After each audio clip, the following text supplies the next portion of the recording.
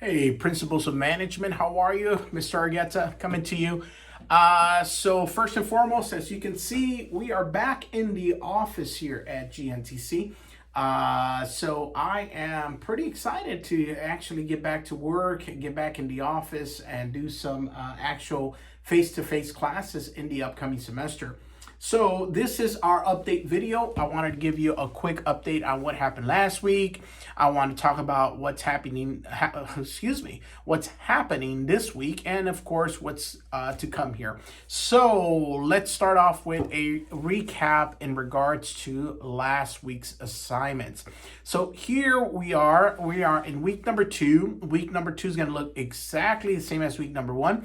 You'll have 2 chapters you'll be working on. The assignments in the chapters are going to be essentially your Learn Smart, which is, for the lack of a better word, it just kind of helps you walk through the chapter, gives you an opportunity to get exposed to all the information prior to doing like your homework assignment. And in chapter 3, we're going to have a homework assignment and a quiz. The PowerPoint, some people ask if there's any assignments due on the PowerPoint slides. There's not. That's just a resource for you to have. It's really, some people don't need it. Some people like the visuals of it. So I've included it so you can have that there. So week number 3 is interesting. So I'm sorry, not week number 3. Week number 2 is interesting because we'll be talking about the 5 elements of an organizational macro environment. So we are looking at what happens not only inside of an institution or a business, but what happens outside of that, the environment outside of it. And normally I'll use examples like a taco truck or a taqueria in a certain city. And I, of course, work out of the Dalton area, so I tend to use Dalton as an example. But we can apply that to any business, any type of service that you're providing or product that you're providing. A business cannot exist on its own. It has to have an external environment. So that being said, if I'm going to be serving tacos and making tacos, I'm going to look at outside of my environment and I'm going to see what's impacting that business. Is there other people serving tacos? Who are my competitors on the outside market? What do they have? What are other things that are going on in the outside environment? What are some of the challenges that we're living through? For example, we currently are coming through this whole pandemic issue. That pandemic impacted places like a taco place. But what about places where you go get your haircut or where you go services that you used to have? How does that impact the environment? That is what the external environment of a macro environment of a business has to do with it. So I cannot survive unless the external environment gives me those resources or opportunities, if you may, to do that. The other thing we're going to be looking at is how a manager makes their decisions. So as a manager, owner, whatever you want, whatever title you have, one of the hopes and one of the desires I have in this class is for you to have an opportunity to discover your process in how you make decisions, how you view the world, how you view things. And that's going to change according to situations, circumstances, the position you're in, and so on. It's not an easy topic to take down, but I want you to focus on the ethical perspective that you're making decisions on. So I'm very quickly going to talk about, in regards to your ethical perspectives, I want you in your discussion this week to really hone in on how you make a decision. Now, some of you are going to say, I have this pattern in life. I'm very moral. I have tons of and for the lack of a better word, let me go back a little bit and explain in class session.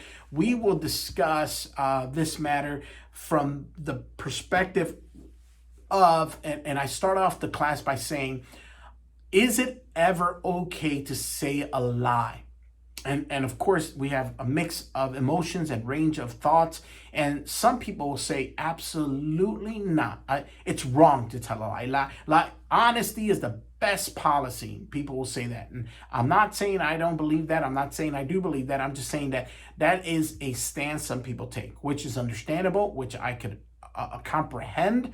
And a lot of times I would even argue that is, some people will believe that is a deontological perspective, that you're saying that there is a power greater than you, that there is if you may, a God that dictates morality and dictates what it is to be right and honest and good. And based upon that higher power has said that it's never right to tell a lie. And that's good. And you believe that, and that's perfectly fine. I'm not saying that's wrong. But there's other perspectives that people view the way they view decisions. And some people will say that I make a decision at certain times in certain situations with a utilitarian view, which states that the end result will be justified by whatever means I had to do it. And one of the examples that's very famous that's used out there is the example of if there is a train coming down the tracks, it's coming at us, right? And there is a lever that only you control, and you could see ahead of it that if you pull the lever, that train's going to turn left, and it's going to kill an innocent baby or an innocent child, right? And then if you don't pull the lever, it's going to go right. And if it goes right, it's going to kill 10 adults. And now you are in the midst of that decision. You're in the middle of it. How are you going to make that decision? I mean, someone's going to die. You can't stop the train. There's no way to stop the train. Train's going to go. It's either going to kill the innocent child, or it's going to kill the 10 individuals. So utilitarian will say, we got to look at how many people are being benefited by this, and basically say, the end of this decision justifies what we had to decide on. So some of you might be like, there's 10 people, that's 10 families, that's 10 individuals, 10 brothers, 10 sisters, 10 children. That's people's lives. It could be important people. We don't know any of that. You don't know any of that information. So a utilitarian's going to say, I'm going to send it to the child, or I'm going to kill the child over 10 people. Or other people will be like, those adults already lived their life. Who knows what they've done, good or bad, doesn't matter. I'm going to save the child. So those are tough places to be in. And I know in real life, we don't have to make those decisions very frequently, I hope. But the point of this conversation or discussion is for you to explore your ethical perspective. Of course, they are very different sometimes, but some of them are very similar in regards to how they perceive their decisions. Some people look at things as relative, what's going on, and it's relative to our situation. And I'll give you another example that's also tough for some of us to accept, but there's egoism. I'm going to make a decision that benefits me. I'm going to make this decision in the process of that. I'm not going to get hurt by this decision. I'm going to be benefited by this. So we want you, or I want you, to look at these different perspectives and tell me which one you most lean towards. There's no way, I'm telling you now, that there's anybody that would say, oh, I'm absolutely one. It's impossible. It depends on the circumstances. It depends on the situation. It depends on who's involved. Some people say, would you ever break the law? Is it ever okay to break the law? Of course, people will be like, absolutely not. It's not okay. Who would think that? But there's certain circumstances where we do it. We're late to an important meeting. We're late to an interview for a job, and we speed. You broke the law. Is that okay? No, absolutely not. So what makes us make that decision? In that moment in time, we make that decision based upon utilitarianism. The end, the job, the interview will justify me breaking the law. Because if I don't break the law and I go at speed limit, I'm not going to make it on time. I'm not going to get the job. It's going to affect my life forever. So we sometimes, as good people that we are, sometimes find ways to bend our view, to break the law, to be able to justify it in our minds, in our hearts, and we lean utilitarianism or egoism. Listen, I have to give a raise to 15 people, or I can keep the extra money as a manager for myself and give myself a raise, or give my employees a little bit of a raise and give myself a raise. Sometimes we make the decision with egoism. It's the unfortunate, but I want you to be aware of that. All right. So that would conclude this week. And then next week, we are looking at week number 3, which really means you're 1 week away from the halfway mark of this semester. That's how quick it goes, guys. Next week, we are going to tackle a very interesting topic called the SWOT analysis.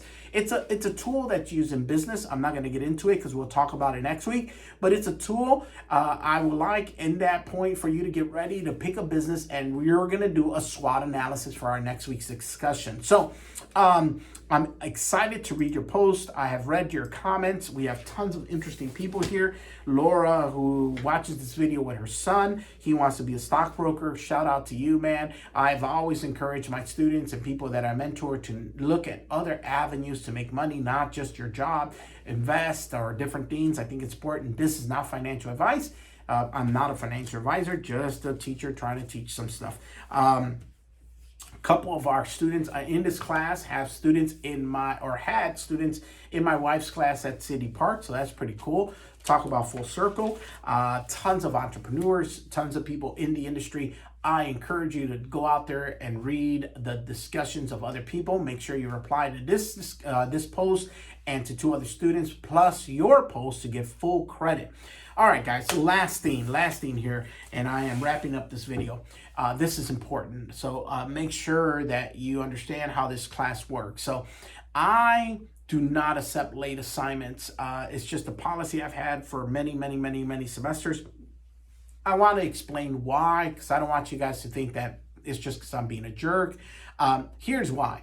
I've noticed that what happens when a student falls behind in a week, that now they have 4 chapters to complete in a week, and they end up doing terrible in it. They end up falling behind even further. So to compensate for that, I just don't accept late assignments. Move on. Start off. If you miss chapters 1 and 2, move on to chapters 3 and 4.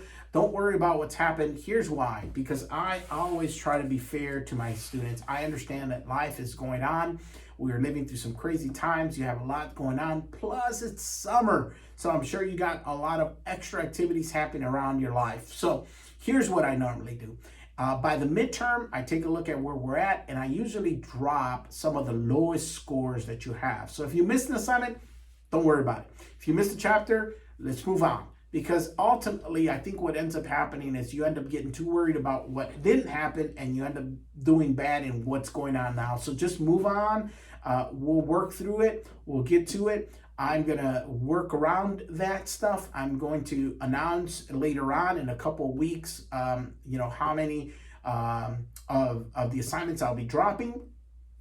Don't use that. I would consider that like a bank. Put it in the account, and then toward the end, see what happens. It's gonna either help you, improve your grade, or help you with some assignments you couldn't get to. So, guys, I'm here to help. I'm trying to do what I can on my side to give you the information you need and have you succeed. Besides that, I don't know if there's any big Office fans. Thunder Mifflin Cup, a big Office fan over here. Coffee of the week, I'll give you that. This is the coffee of the week here. This is a little Starbucks Nespresso pod. Let me tell you something, guys. I am a big coffee fan. I absolutely love coffee. I think it's an unbelievable thing.